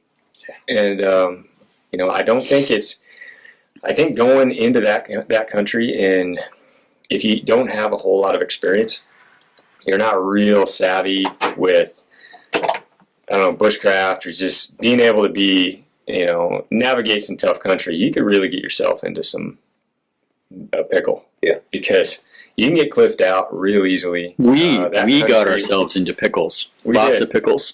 I mean, trying to get out of there was not fun. Looking back, obviously, yeah, now that we're out and safe, it's fun. But there's some times there where, you know, you just don't quite know how you're going to be able to move forward. Because, like you said, you just get cliffed out, and then what you end up having to do is go up. And then when you do get up in there and the rocks are like sliding and moving and it's straight up and down and your fall line is like straight down to cliffs, man, it is sketchy. If we would have had a rope and a harness and one guy could lead climb across, anchor, the next guy could get to him, really then you're only traveling that one distance, not being roped in. So the lead guy makes it from here to a big rock or a tree or something stable on the hillside. The next guy is roped into the tree, and then from there, the lead guy is roped in, and then you could just be safer. A lot of that country was just that. It's like we got to shimmy across this steep little chute, and one slip, you're not stopping yourself. You're going to the bottom, especially with a pack on, with your underweight. You're going to be broken. Yeah, and there was a lot of that during that adventure. The pucker. So yeah, I thought about my daughters a lot on the way out of there. That's not good. No, but no, we ended up, you know, it was quite a relief when we, you know, there were so many times where we hit a point and it's like, well, great, now where do we go? How are we going to get around this one? But you know, we just kept picking it apart and figured our way out of there. Yeah, it was pretty treacherous, but. So it took us 2 days from where we killed our bucks, 2 days to get back to the strip. So I think we got back to the strip on Wednesday. We had run out of food. We'd eaten most of the meat that we had on our back, which was fine. It was awesome. We were eating backstrap and buck nuts at that point. Buck nuts over a fire. But rolled into the strip like Wednesday evening, and we're pretty beat up. That was mentally tough.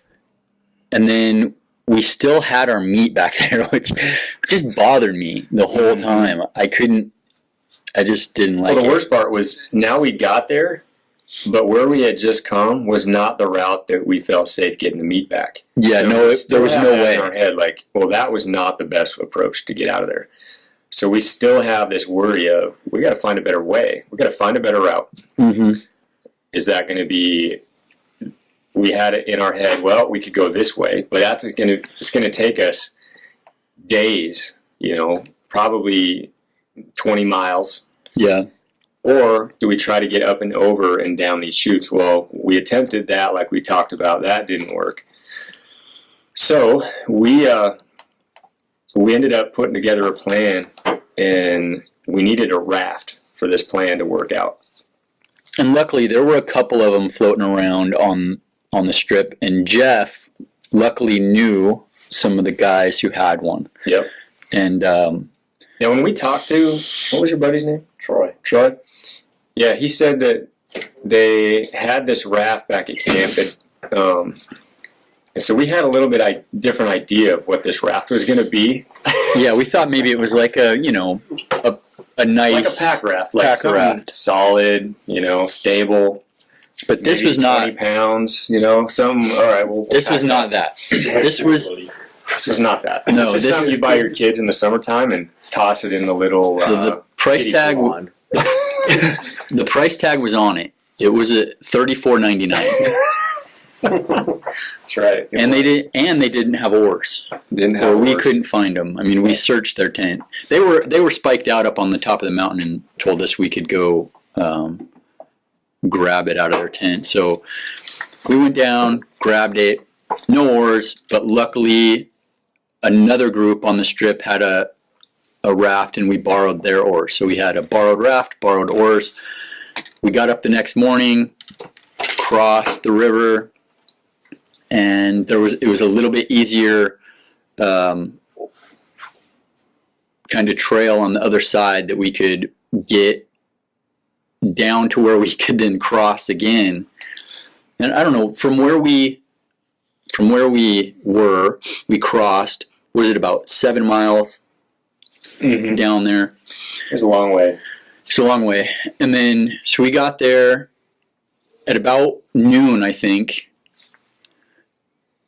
And we had limited time because we didn't want to be crossing the river in the dark. And just by chance, Fish and Game happened to be riding by on their horses in the middle of nowhere. And they come down and start talking to us. And, you can't just be like, hey, listen, guys, we got stuff to do. We're out. See you later. So you got to kind of take your time, and they check you out and go over your stuff. And they were nice guys. They were great guys. We just started talking stories. Yeah. But it burned up a lot of daylight. It did. Probably an hour. At least. And so by the time, and then they actually said, are you both going across in that raft? And we're like, yeah. Because if so, we're going to sit back here and we're going to watch because we want to know if we have to come out and save you. No, actually what they said is, let us get up the trail a ways so we don't have to save you. That's what it was. Yeah. They didn't want to be anywhere around that. They were like, let us get out of here. We'll watch from afar so that there was no way we could save you if we needed to. So we cross, and now all we have to do is hike about 3 miles up this horrible rock canyon to our whole deer of meat. So we pick our way up there. We had got our meat to a certain point where we felt like it was the best spot. It wouldn't be too much of an issue to get it. Yeah, and it wasn't that bad. No, I mean, no, it's just a gnarly little canyon, rocky mess. But we got up there, then you basically throw your whole deer on your back, and then it's heavy and it sucks. And then we start heading down, and because the game wardens sucked up so much of our time, we end up getting back down to the river like an hour into the dark. And the hill, so probably one of the worst parts was, now it's dark. The last 200 yards. Our raft, our magnificent raft is parked down by the river, and there's this wicked steep yellow grass hill that we had come up during daylight, and it was dry, so it wasn't an issue. But it had started to rain, and so it's wet. Now it's pitch black, and we know our raft's down there. But I don't think we had. Did we have our spikes on? We must have had our spikes on at that point. It was slippery, and the problem was if we slipped once, we'd probably bounce all the way down and hit the river. Because remember, whole deer on our back, so 75, 80 pounds of meat. It would have been ugly, yeah. So yeah, super steep, and you can hear the river down there, but it's still a long ways, but it's just straight down. But it's like a super, it's yellow grass, but real slick. Yeah, that was scary. It just sucked because there was no other way. There's not like, oh, let's hike over to the nice, easy way to get down. It's all just straight down. And when you hike up it, you don't really think about having to go back down it in the dark. So, and it was dark, and we actually overshot at one point. Mm-hmm. I went down the wrong way, thinking the raft was down there, so we had to hike back up. But we did. We finally pick our way down, and then you get down to like the rocks, and it's another one of those moments where you're just like, "Oh, holy cow, we made it this far." Now we got a huge. Now we got 4 bags of meat. Of getting our meat across and our bodies to the other side. And the oars didn't fit. No, the oars didn't go in the oar locks. So if that would have been the case, it would have been like one guy at a time shuttling meat. Yep. But it took 2 guys because the oars didn't fit in those oar locks. So we each had to like take a side, one up front, one in the back, and row it and steer it. And what was the capacity of this Chinese-made? This is I don't know. I mean, it's really a 1-man, but we turned it into a 2-man with meat. Yeah. I mean, with meat, we easily maxed it out and then some. So we had to do several trips. And the problem is the water where we thought this through when we first put the boat in that spot. It was a little bit slower. The problem was if you couldn't shoot straight across or even get a little bit up and angle your way across, if we had dropped down a little bit, it would have been fast water. Rapids. Who knows how far it would have taken us to get to the other side. So it took 2 of us, gritting our teeth and just rowing like mad.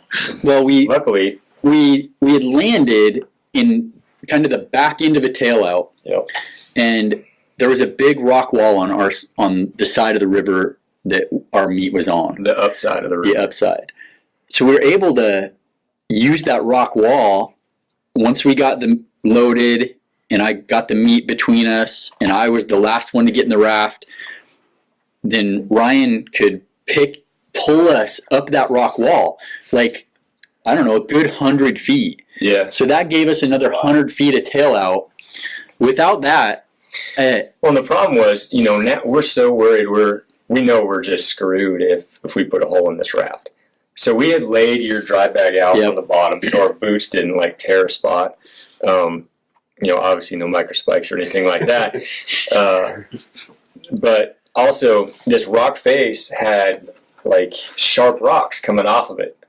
So if we would have just relaxed at any point and let ourselves kind of, bob into that rock wall, we probably would have punched a nice giant hole and sunk and been really wet. It was a total team effort because he had to kind of like fingernail claw his way up the rock wall, and I just kind of kept the raft at a distance from the rocks, and it just worked perfect. I mean, it couldn't have went any better. In the dark. It's dark. In the dark, yeah, that's the other thing. In the dark.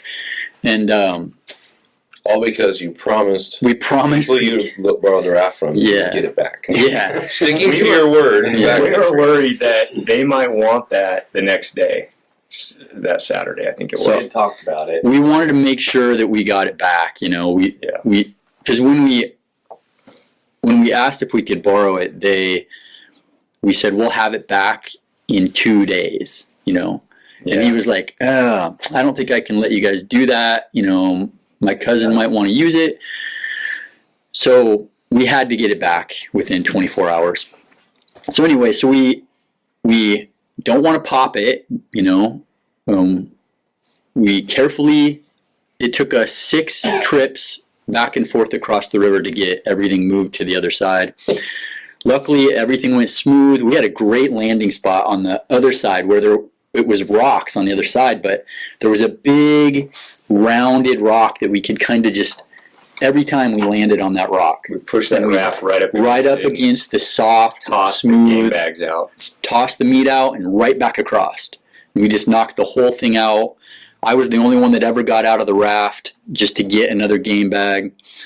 And then when we got it all moved to the other side, all the meat, we had basic survival gear on the other side in bags that we left there. You know, emergency bivvy, sleeping bag, I think, yeah, sleeping bag, food, jet boil, I think, maybe.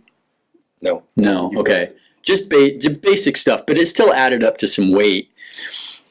So we have everything, we break the raft down, wrap that all up, and I was like, well, should we just throw a bag of meat in each and this gear and fly? You know, we have, at that point, it was pretty late. Aid 29.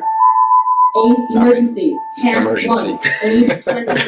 113. Again, we're in a firehouse. 120 Street. Aid emergency. TAC 1. Aid 29. 11327 Northeast 120 Street. 12:44 hours. Got all that? Yeah. I know exactly what it is. So, I was just thinking about getting that raft back, you know, in a timely manner.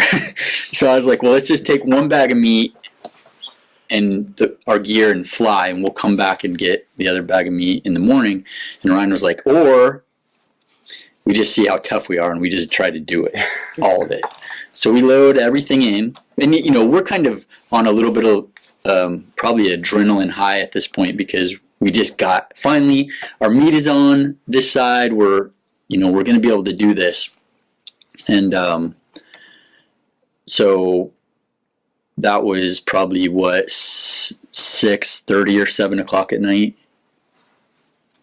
Yeah, at least. Yeah, it took a while. Yeah. So then we just start hiking. I just figured, well, we're just going to man up and see what we got left in the tank. It's going to be our last day, and put Scott and I everything on would have been backs. sleeping in that raft down there just to This is where that mental toughness comes in. Yeah, it was tough. It was Yeah. long. It took us a while. I mean, I think by the time we ended up getting, well, I mean, you can finish the story if you want, because it was pretty cool how it ended. It wasn't like we did the entire back out ourselves. No, we didn't. No, which was amazing. Talk about how they got to us. We had hunter's intuition, and we just knew where you were. I don't know, we roll in, we could start to smell the smoke from the strip. So we knew we were getting close. And it was hard, man. You know, our packs were probably pushing, I don't know, had to be 100 pounds. Scott would say like 30 pounds. Yeah, Yeah, seriously. 40 pounds. Uphills, downhill. Yeah. And we roll into where we can finally see the strip at maybe midnight or so. Yeah. And these guys somehow wake up. Well, I think you guys had packed a buck off the mountain. Two bucks off the mountain. Scott did his own, Yep. and then I shot mine that night, and I packed out mine. Mm-hmm. And I remember sitting up waiting for you guys. I'm like, they're going to come through. They're going to come through at some point. I just remember I couldn't sleep for whatever reason. Okay, so it was about 11 o'clock where I'd finally given up. I know it had to be about that late because I know we returned that raft at about 2 in the morning. Yeah, because You and I did. it was 11 Jeff o'clock. and I I did. finally gave up. I'm like, okay, they've got a fire going or they're dead. You know, I don't know. So, but then just randomly, I mean, it was pushing midnight. I just jumped out of bed and I'm like, I see them. And they're like, whatever, dude. And I'm like, waiting for you guys to pop in. And I'm like, so I unzip it. And I'm like, gosh dang, they're a long ways away still. How I saw your light, I have no idea. And I jumped up, put clothes on, ready to go. And we had about a mile and a half left to go. I think all 4 of you guys started bebopping down. I saw somebody running. Was that Jeff? Both of you guys were running. Jeff and Scott were running. He was walking with us, and he's like, 2 really wanted to get to Jeff, it. 2 why is he were running, excited. making us all look bad? Yeah, Jeff took off running, and Eric and I were walking, and Scott was with us, and it took him a couple minutes, and all of a sudden, he just kind of flew by us, and all he said was, sorry boys. So Jeff got to us first, Scott right behind him. We were at mile 22 on the day. Yeah, mile 22 on the day. Most of that distance, we were able to, because it's so steep there, we were able to hike and then just kind of lean against the rocks and take a break. And then, you know, a little bit of a break helps your legs and you keep going. But we'd come into like kind of the flattest of that valley. And there was nowhere to break. So we'd been going for a while, just like, you know, mile 22, heavy pack. And at that point, when you came up, I told Ryan, I was like, I'm just going down. I'm flopping over on my back like a turtle. And man, that was awesome. These guys came up and they pretty much took our packs and all kind of split it up. I think you took Ryan's whole pack. Jeff took my whole pack, which was a pretty heavy pack. It was over 100 pounds. What do you weigh? 150 weight. 150? Yeah. 2/3 of my body. So that was a lot. But yeah, that was super cool. It was awesome. So Ryan and I got to walk the last mile and a half with nothing on our backs. I'm not going to lie, when we showed up, I wasn't sure if you'd actually give your pack up. Oh, I was ready We to were give pretty it up. willing to give our packs up. Yeah. At one point, Eric and I, we got down there, we're like, we'll wrestle them if they don't give us our pack. Yeah. I was like, these guys are so stubborn and just the toughness. I was like, I don't know if they're going to give it up or not. And then I get up and Joey just, I was like, oh, that answers that. Yeah, we were pretty drained. I mean, we were pretty mentally fatigued at that point. Just the whole day, how it all worked out, just the not knowing how it was going to pan out. And yeah, we were on mile 22, I think, at that point. Yeah. A mile left to get back to camp. So, no, we were pretty open to the idea of giving up those packs. Couldn't have ended a better way, though. I mean, what are the chances that these guys are awake at midnight and they look out and see our lights coming from way down there? Yeah, 3 miles away. Yeah. Yep. So that was perfect. What was that? That was it the next day we flew out. Mm-hmm. If we wouldn't have gotten back and would have had to go back to get meat, there's a chance we may not have gotten out of there. Yeah, For a while. Till Thanksgiving is what they said. That's what they said, yeah. So we got out. Yeah, the plane was scheduled to come in like 10, 11 that next morning. Yeah. So it all worked out just perfectly, really. That last push, got to get some sleep and get out of there on time. Yeah.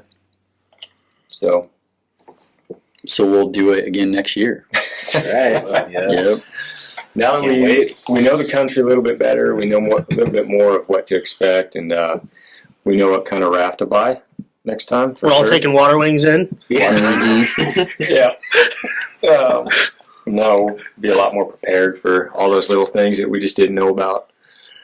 So yeah, overall it was the highlight of my year. Really, it was a great trip. Yeah, it was every part of it. man. It was difficult. It had a ton of little challenges and just times where we weren't really sure where we were gonna go or how we were gonna get there, but we got there.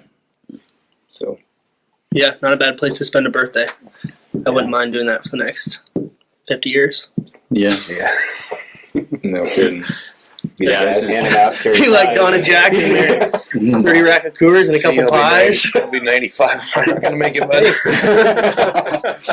It'll be the next Don and Jack, man. It'll be perfect. Yeah. It'll be there. I'll bring a pie. Yeah. So yeah, I mean, there's a few places where Joe and I have places where we want to go back to every single year, and this is one of those places. It's probably not going to be the same strip, but it'll be somewhere in some wilderness where we can kind of fly in, and we know that we're going to have opportunity to get away from people and just explore. So that's kind of what we're looking to do, and this will probably be an annual trip for us from here on out. Hopefully with everybody. I don't think it really matters where you go in there, you know? I mean, No, I any one of those strips, as I don't long think as our you're... strip was probably the best strip, but I don't think so. it was No. it was where we were, and It's not one of the better deer strips. no, Yeah. we made the best of it. So, Yeah. Yep. Anybody got anything else to say? Eric, you didn't get to tell your story. Yeah, did you guys? Kind of shared it a We're little probably bit. a little into the podcast. I was thinking I haven't even told my story either. Oh, what's your story? No, go ahead. Gosh, what was that? Day 4? My buck. Yeah, we just kind of. We were trying to help them. Day 5. That's right. Yeah, we were heading to help Scott out with packing out his bull. We already touched on how it quickly turned to your birthday, so you don't have to worry about that. So the story's already been told. Perfect. But yeah, it was a great day. So, what's your story? My story? Yeah, let's hear yours. Well, Scott beat me up the first 2 days. I don't know. From the start, you know, you think you have to get as far away as possible to kill a mature big buck. You know, everybody's going to be that 3-mile circles. 3 to 5 people are willing to do, I think. So Scott was like, hey, buddy told me about this spot. It's down this way, a ways. And I'm on the map. I'm like, okay, it looks doable, you know. But so we start huffing it, and I mean, I packed big spotter, tripod, camera, extra lenses, the whole 9 yards. And probably halfway into that hike, every time we'd hit any sort of climb, Scott would just pull away from me. I'm like, I don't care. Just gonna do my pace. I'll catch him on the downs. That's pretty much how it went. We got into, I don't know, would we do 10 miles the first day to get to camp? And then we hunted. I kind of felt like I wasted a couple days in there. I wouldn't say excuses, but excuses in a way of just, oh, the weather's not perfect, you know, but it can only take 5 seconds for a window and you might see a monster. So I felt like I wasted a couple days in there just not pushing it as hard as I would have liked to, looking back. But I also didn't want to shoot a buck on the first day, second day, third day. Like, I don't know, part of me wanted that experience of shooting a last day buck. So it finally rolled down to the last day, and I had all intentions of going to the very top of where we stopped and we saw that big buck. And I was going to camp out overnight. I kind of tried to nonchalantly ditch you guys in a nice way, because I was like, I kind of wanted to do it by myself, for myself at a point. And we started hiking. We got in about 5 miles. And Paul spotted a buck up in the fog. And he's like, hey, it looks like a good 4-point. And I sat down, and I didn't want to go there. It wasn't what I wanted at that point. I sat down, and I'm going to make lunch. So I made lunch. I ate. I looked at him. I was like, let's go. It's like, let's go do it. So we started hiking up. We got up to the top where we thought the buck might have worked on the backside. We all kind of glassed a little bit. It just wasn't a good spot for glassing. And I threw on the pack down, had the rifle set up, and Eric just kind of, big buck, big buck. And I just, at that point, for whatever reason, something ticked in my head, and I was like, yep, this is it. I grabbed the gun, threw it up, didn't look at antlers, didn't look at anything. Being with those two is exactly where I wanted to be at that point. I shot him 133 yards, dropped him right there. And that was the perfect hunt for me. Taking it down to the wire. Ended up doing it with my 2 best buddies there, being able to share that moment, take pictures, laugh, hug, and just kind of reminisce. All 3 of us. I mean, we all 3 killed our bucks together every time. That was pretty cool. And I mean, the start of that climb, that morning, afternoon, or whatever it was, I had full intentions of, I'm going back to where there's 1.5 feet of snow. I'm camping by myself. I'm going to be cold. I don't care. I'm going. That's what I wanted to do.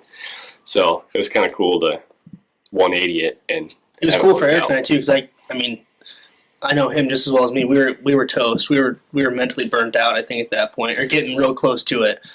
And you know, having us already tagged out and still pushing because we knew how hard and how far you wanted to go. it was awesome just to have it the way. 5 minutes, it turned so quick from this hill so steep to, high-fiving and hugging. And yeah, exactly. Yeah. That was awesome. So we actually passed Scott that night after that. Yeah, this leads right into Scott's buck. Right where Scott shot his. Yeah, we kind of crossed through the same saddle. Mm-hmm. Yeah, just in happenstance. And I said, I'm going to the top right up here. It looks bucky to me. Yeah. You ran up there and shot a buck. Yeah, there was going to be something die that day. That's what he said, too. Something's dying. I was marching. Yeah. I was on a mission. Yeah. Yeah, awesome. we don't have the cool. crazy near-death experience as you guys, but... You can have it next year. Exactly. Yeah. I'd like to push it more. I don't think I want to get to the point to where I'm thinking about my daughters and them not having a father, but I think definitely more bivvy time. Yeah. Versus definitely wall tent. Yeah. A couple noodles for crossing the river. Yeah. Yeah.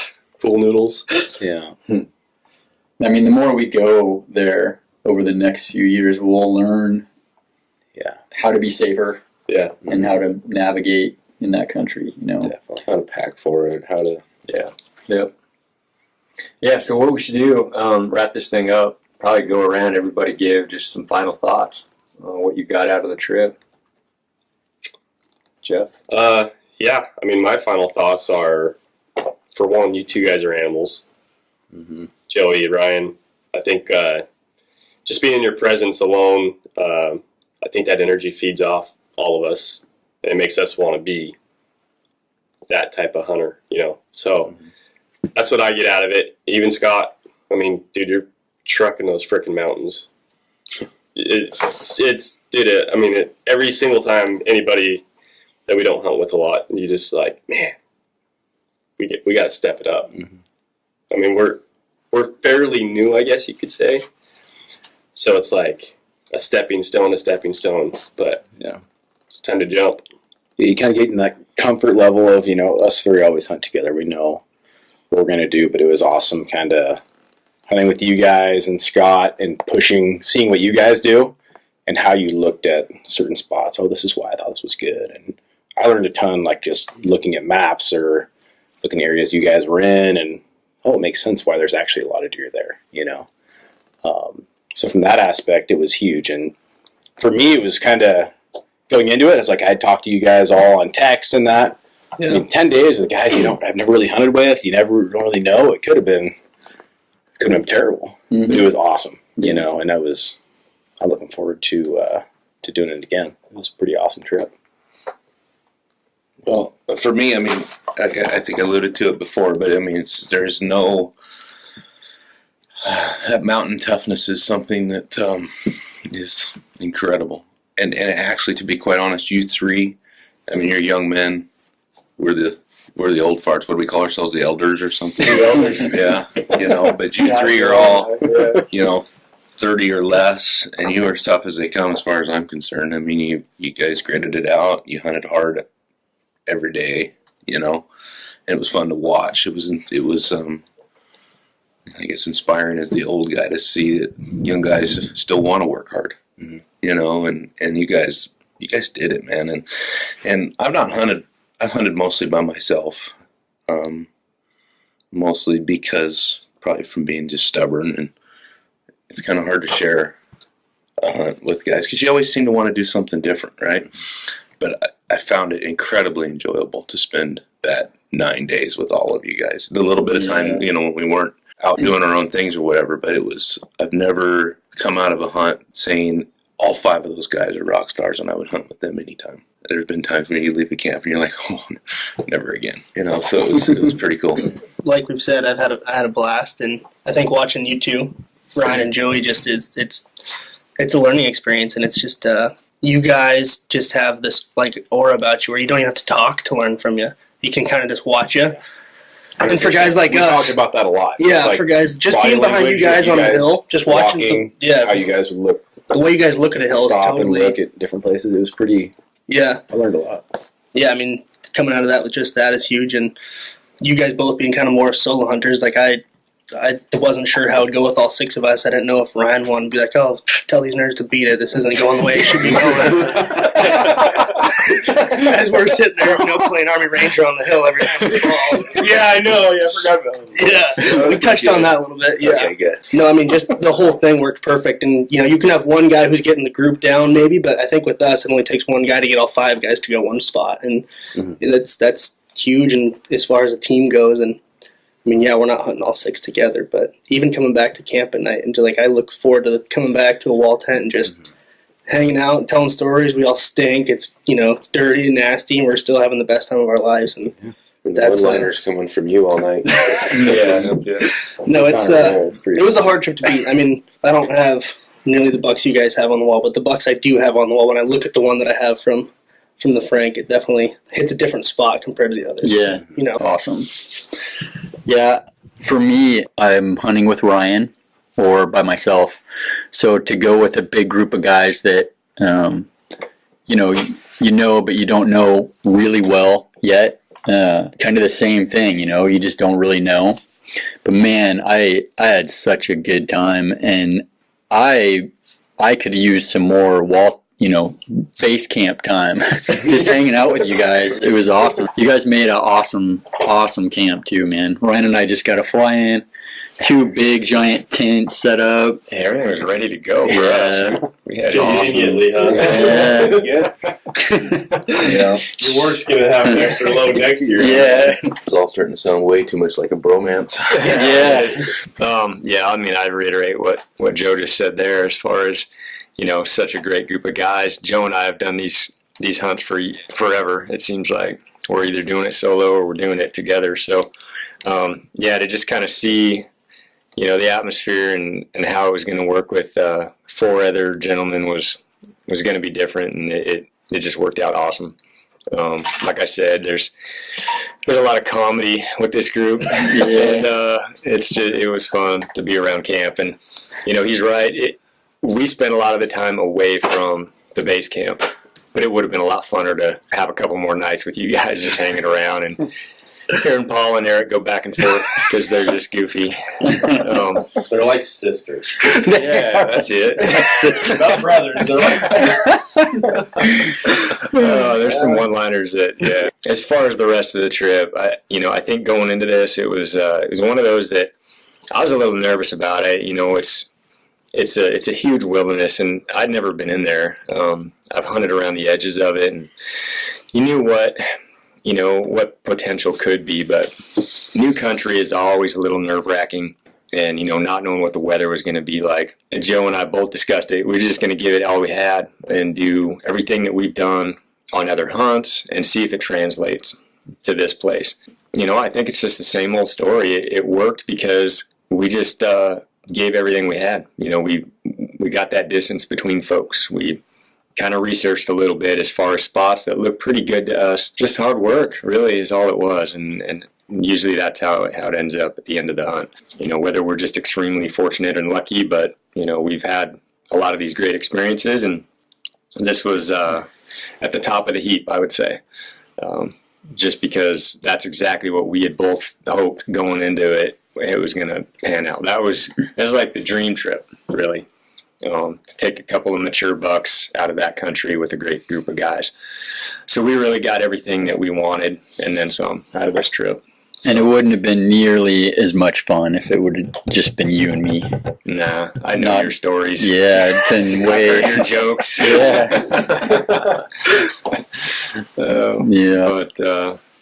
But anyway, so, just overall a great trip. Hopefully we get a lot more in the future, and hopefully with the same group of guys. Maybe not the same place, but some wild country. The toughest part is when you go back home and one of your really close buddies like, "Hey, can I come on that hunt with you?" And you're like, "Probably not." Don't think anybody's leaving. Yeah. So, all right. Well, let's wrap this up. I think we're about 2 hours now. So yeah. I think we got it all. I think we got it all out there. That's the story. Cool. 2017 Idaho wilderness hunt.